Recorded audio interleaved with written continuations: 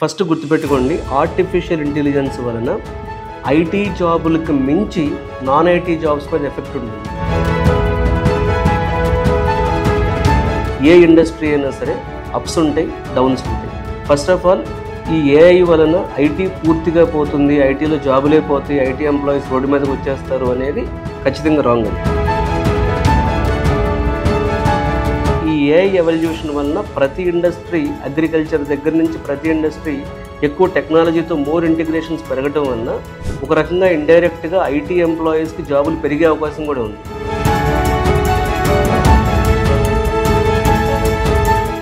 చాలామందికి డౌట్ ఏంటంటే artificial intelligence వలన సాఫ్ట్వేర్ జాబులు పోతాయి, సాఫ్ట్వేర్ జాబులే ఉండవు, లే ఆఫ్లు అయిపోతాయి, ఐటీ ఇండస్ట్రీ షేక్ అయిపోతుంది, అసలు ఫ్యూచర్ ఆఫ్ ఐటీ ఎలా ఉంటుంది, ఫ్యూచర్ ఆఫ్ సాఫ్ట్వేర్ ఇండస్ట్రీ ఎలా ఉంటుంది అనే డౌట్స్ చాలామందికి ఉన్నాయి.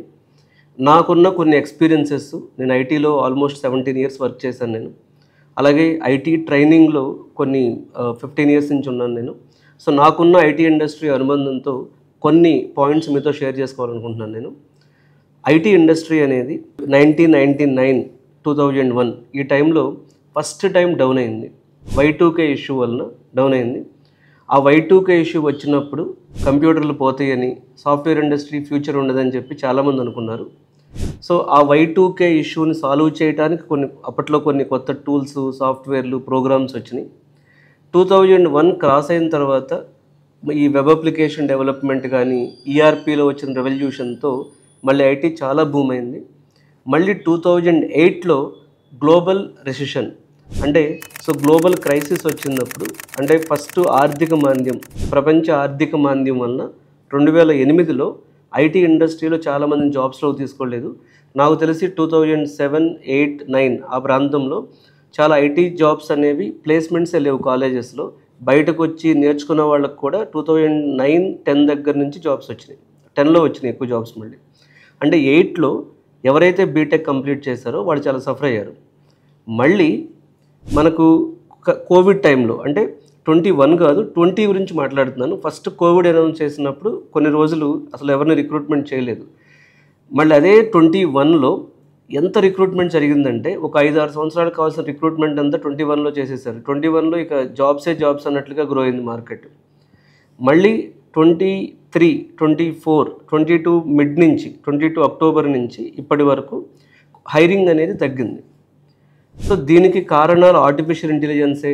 ఫ్యూచర్లో ఆర్టిఫిషియల్ ఇంటెలిజెన్సే కోడ్ రాసేస్తుంది, ఏఐతోనే మొత్తం అయిపోతుంది, ఐటీ జాబులే పోతాయి అని అనుకుంటున్నాం మనం. సో చూడండి, ఇక్కడ గ్రాఫ్ చూడండి. 1999 అంటే 2000 ప్రాంతంలో డౌన్ అయింది. 2001 నుంచి పీక్ తీసుకుంది, మళ్ళీ 2007 వరకు. 8లో డౌన్ అయింది. మళ్ళీ 10 దగ్గర నుంచి 17, 18 వరకు పీక్ వెళ్ళింది మార్కెట్. మళ్ళీ 21 చాలా పీక్ అయింది, 20లో డౌన్ అయింది. మళ్ళీ 23 నుంచి 24, 25 ఈ హైరింగ్ మార్కెట్ అనేది డౌన్ఫాల్లో ఉంది. నేనేం చెప్తున్నానంటే ఏ ఇండస్ట్రీ అయినా సరే అప్ అండ్ డౌన్ అనేది వెరీ కామన్. ఒక ఇండస్ట్రీ పూర్తిగా ఎలిమినేట్ అయిపోవటం అనేది, ఒక ఇండస్ట్రీలో పూర్తిగా పోవడం అనేది ఎప్పుడు జరగదు. ఇప్పుడు మన సివిల్ ఇంజనీరింగ్ తీసుకున్నా, మెకానికల్ ఇంజనీరింగ్ తీసుకున్నా, ఫార్మా ఇండస్ట్రీ తీసుకున్నా, ఏ ఇండస్ట్రీ అయినా సరే అప్స్ ఉంటాయి, డౌన్స్ ఉంటాయి. ఫస్ట్ ఆఫ్ ఆల్ ఈ ఏఐ వలన ఐటీ పూర్తిగా పోతుంది, ఐటీలో జాబులే పోతాయి, ఐటీ ఎంప్లాయీస్ రోడ్డు మీదకి వచ్చేస్తారు అనేది ఖచ్చితంగా రాంగ్. అది ఏమవుతుంది అంటే ఫస్ట్ గుర్తుపెట్టుకోండి, ఆర్టిఫిషియల్ ఇంటెలిజెన్స్ వలన ఐటీ జాబులకు మించి నాన్ ఐటీ జాబ్స్ మీద ఎఫెక్ట్ ఉంటుంది. ఎందుకంటే ఈ ఏఐ అనేది ఆటోమేషన్లో ఒక పార్ట్. ఇది ఆటోమేషన్ ఎక్కడ జరుగుతుంది? ప్రతి చోట జరుగుతుంది. ఇప్పుడు కాల్ సెంటర్స్ అన్నీ పోయి మనం చాట్ ద్వారా, లెట్స్ ఇప్పుడు మీరు ఓలా క్యాబ్ ఎక్కారు, సో మీకు ఏదైనా ప్రాబ్లం ఉంది, సో ఒక చాట్ వాడుతున్నారు. ఇటువరకు ఏం చేసేవాళ్ళు, మనం కాల్ సెంటర్కి ఫోన్ చేసేవాళ్ళు. లేకపోతే మీరు స్విగ్గీలో ఆర్డర్ ఇచ్చారు, చాట్తో ఇంటరాక్ట్ అవుతున్నారు. కాల్ సెంటర్కి కాల్ చేయటాలు ఇవన్నీ తగ్గిపోయినాయి. అంటే ఫస్ట్ ఈ ఏఐ ఎఫెక్ట్ వలన కానీ, ఐటీలో వచ్చిన అడ్వాన్స్మెంట్ వలన కానీ ఫస్ట్ ఎఫెక్ట్ అయింది ఎవరు? కాల్ సెంటర్స్ వాళ్ళు ఎఫెక్ట్ అయ్యారు. ఇట్లా అన్ని ఇండస్ట్రీలో, అంటే మీరు అకౌంటింగ్కి వెళ్ళినా, లేకపోతే ఫార్మా ఇండస్ట్రీలోకి వెళ్ళినా, లేకపోతే లాయర్ ఫీల్డ్లోకి వెళ్ళినా, ఒక ఇండస్ట్రీ అని లేదండి, ప్రతి ఇండస్ట్రీలకు ఏఐ ఆటోమేషన్ వస్తుంది. అంటే ఒక ఫీచర్ కింద యాడ్ అయిపోతుంది. ఎప్పుడైతే ప్రతి ఇండస్ట్రీకి ఏఐ వస్తుందో, మీరు ఏ ఇండస్ట్రీలో, ఈ ప్రపంచంలో ఉన్న ఎక్కడ జాబ్ చేస్తున్నా, మీరు ఏ బిజినెస్లో ఉన్నా సరే, మీ బిజినెస్లో ఏఐ ఆటోమేషన్ వచ్చి తీరుతుంది. మీరు టీచింగ్ ఫీల్డ్లో ఉన్నారు, టీచర్స్ని ఏఐ ఏం చేయలేదు అనుకోకండి. సో టీచింగ్ ఫీల్డ్ మొత్తాన్ని ఏఐ ట్యూటర్స్ రీప్లేస్ చేసే తొందరలోనే ఉంది. ఎందుకంటే ఒక టీచర్ ఎంతమంది మీద కాన్సన్ట్రేట్ చేయగలడు? క్లాస్లో 30 మంది 40 మంది. ఏఐ టీచర్ వస్తే, ఏఐ ట్యూటర్ వస్తే ఒక్కొక్క పర్సన్కి ఏఐ ట్యూటర్ డెడికేటెడ్గా టైం ఇచ్చి ఇంప్రూవ్ చేయొచ్చు. సో టెక్నాలజీ అప్డేట్ అనేది ప్రతి ఇండస్ట్రీకి వస్తుంది. So only IT employees effect అవుతారు అనేది చాలా రాంగ్. ఇంకొకటి చెప్తున్నాను నేను, ఈ ఏఐ ఎవల్యూషన్ వలన ప్రతి ఇండస్ట్రీ, అగ్రికల్చర్ దగ్గర నుంచి ప్రతి ఇండస్ట్రీ ఎక్కువ టెక్నాలజీతో మోర్ ఇంటిగ్రేషన్స్ పెరగటం వలన ఒక రకంగా ఇండైరెక్ట్గా ఐటీ ఎంప్లాయీస్కి జాబులు పెరిగే అవకాశం కూడా ఉంది. అయితే మీరు ఐటీలో ఉన్నా, ఏ ఇండస్ట్రీలో ఉన్నా సరే, ఆ ఇండస్ట్రీలో కాంప్లెక్స్ టాస్క్లు మీరు చేయగలిగితే మిమ్మల్ని ఏఐ ఇప్పుడప్పుడే 20-30 ఇయర్స్ వరకు టచ్ కూడా చేయలేదు.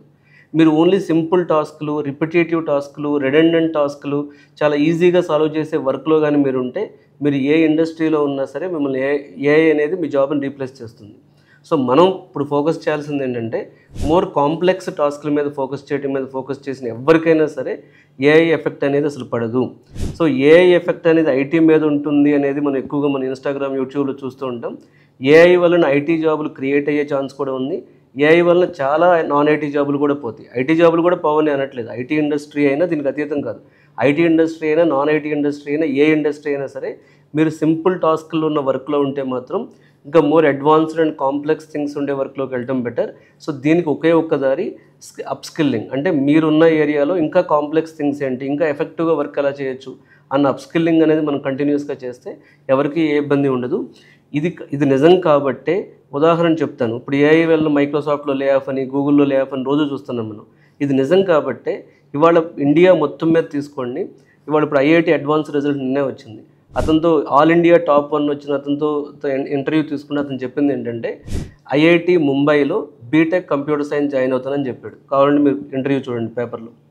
సో ఇవాళ అందరూ మళ్ళీ ఇప్పుడు అగైన్ ఒక పక్కేమో ఐటీ జాబులు పోతున్నాయి, సాఫ్ట్వేర్ ఇండస్ట్రీలో ఏదో అయిపోతుంది అనేది, ఇంకో పక్కేమో ఇండియాలో ఫిల్ అయ్యే సీట్లో 70% మెంబర్స్ ఇవాళ ఇంజనీరింగ్ అంటే జేఈ మెయిన్స్ రాసిన వాళ్ళు కానీ, అడ్వాన్స్డ్ రాసిన వాళ్ళు కానీ, ఎంసెట్ లాంటి ఎంట్రన్స్ టెస్టులు ఇండియా మొత్తం మీద రాసిన స్టేట్ వైడ్ ఎంట్రన్స్ టెస్టులు రాసిన వాళ్ళందరికీ కూడా 70-75% పీపుల్ లైక్ చేస్తుంది కంప్యూటర్ సైన్సే. ఎందుకంటే కంప్యూటర్ సైన్స్లో వచ్చే అడ్వాన్స్మెంట్ అనేది డిఫరెంట్గా ఉంటుంది. మొన్నటి వరకు అప్లికేషన్స్ మాత్రం డెవలప్ చేస్తారు. ఇప్పుడు ఐఓటీతో ఇంటిగ్రేట్ చేయడం, బ్లాక్ చైన్తో ఇంటిగ్రేట్ చేయడం, ఏఐతో ఇంటిగ్రేట్ చేయడం, దీని వలన ప్రపంచంలో మనం చూసే సినారియోస్ అన్ని మారి చాలా రకాల ఆటోమేషన్ అనేది, ఇంకొత్త ఆటోమేషన్ అనేది వస్తుంది ఇది. సో కాబట్టి ఐటీ జాబుల్లో ఏదో అయిపోతుంది అనేది ఒక మిత్ అనేది ఖచ్చితంగా ట్రూత్ ఇది. సో ఇది మిత్ కాబట్టే మళ్ళీ అందరూ కంప్యూటర్ సైన్స్ సీట్లు తీసుకుంటున్నారు. మీకు కంప్యూటర్ సైన్స్ బ్రాంచ్ తీసుకోవాలి అనే డౌట్స్ ఏమైనా ఉన్నప్పుడు, కంప్యూటర్ సైన్స్ బ్రాంచ్ తీసుకోవాలా వద్దా, తీసుకుంటే ఏ స్పెషలైజేషన్ తీసుకోవాలనే డౌట్ ఉన్నా, లేదు మీరు ఐటీలో ఉన్నారు మీకు ఏదైనా ఎఫెక్ట్ అయ్యే ఛాన్స్ ఉందన్న డౌట్ ఉన్నా సరే, సో ఈ కెరీర్ గైడెన్స్ విత్ రమణలో కింద డిస్క్రిప్షన్లో వచ్చే నెంబర్కి కాల్ చేస్తే సో మీకు నా అపాయింట్మెంట్ ఇవ్వడం జరుగుతుంది. సో ఫర్దర్గా మనం డిస్కస్ చేయొచ్చు. సో మీరు ఎలాంటి అప్స్కిల్ ఉంటే మీకు హెల్ప్ అవుతుంది అనేది నా ఎక్స్పీరియన్సెస్ మీతో షేర్ చేసిన అవకాశం వస్తుంది. Thank you.